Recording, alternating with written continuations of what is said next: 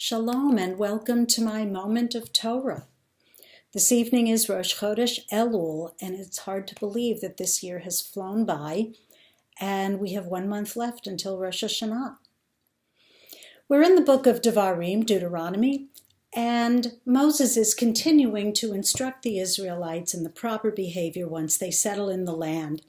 And one of the things he says is, "You shall not behave the way we do here this day, everyone doing what they please." Doesn't this sound like a biblical version of a parent saying to a child, "Now you're not going to act this way at Grandma's house, are you?" And as I wrote this, I distinctly remembered my kids fighting in the back of the car in Florida and saying those words. My son's reply was, "No, that's why we're behaving that way now." Ba-dum-bum. I wonder if that was the Israelites' retort to Moses. Now in this week's Torah reading, Re'eh, Moses, again, is continuing to instruct the Israelites in God's laws, telling them, "See, Re'eh, I have put before you today blessing and curse. Blessing if you obey God's commandments, and curse if you do not obey them but turn away and follow other gods." Many of the commandments enumerated in the Torah were observed as the Israelites were in the wilderness, but many can only be observed in the physical land of Israel, and this is what Moses is speaking about. Now, if we were to take this one verse out of context, we might think Moses was saying, "Okay, Israelites, I've been letting things slide in the wilderness, but when we enter the promised land, you better shape up and cut out all the idol worship and stuff." But in the context of the reading, Moses is telling the Israelites that they will only be able to offer certain kinds of animal sacrifices in a particular place that God will choose, not anywhere they will choose. Now, certain animals, such as the first of the flock or the herd, are set aside as sacrifice. Also, animals brought for a sacrifice to fulfill a vow, atone for transgression, or for thanksgiving.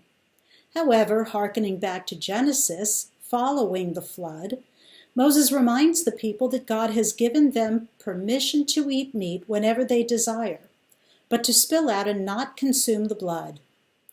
And there are other limitations enumerated in the laws of kashrut. The Torah tells us which animals may and may not be eaten, how they should be treated and slaughtered, and that meat is considered to be a luxury food, something for special occasions.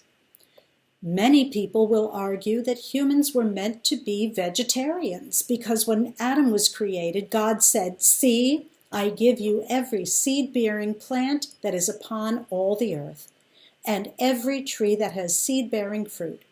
They shall be yours for food."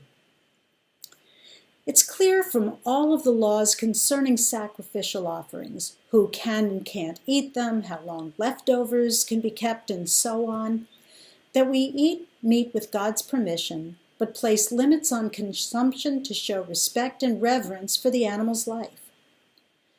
Rav Avraham Yitzchak HaKohen Kook, former chief rabbi of Palestine, he died in 1935 before the State of Israel, said, "All the laws and restrictions serve to raise the consciousness of Jews, to get them to think about what they are eating, and to decide if the fare meets religious requirements."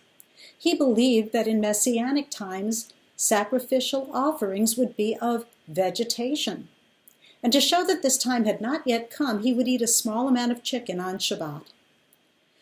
Now, since we're not in Messianic times, and since so far no one has come out with a terrific plant-based pastrami sandwich or barbecued short ribs, I'll continue eating meat, and I'll continue to be mindful of my choices.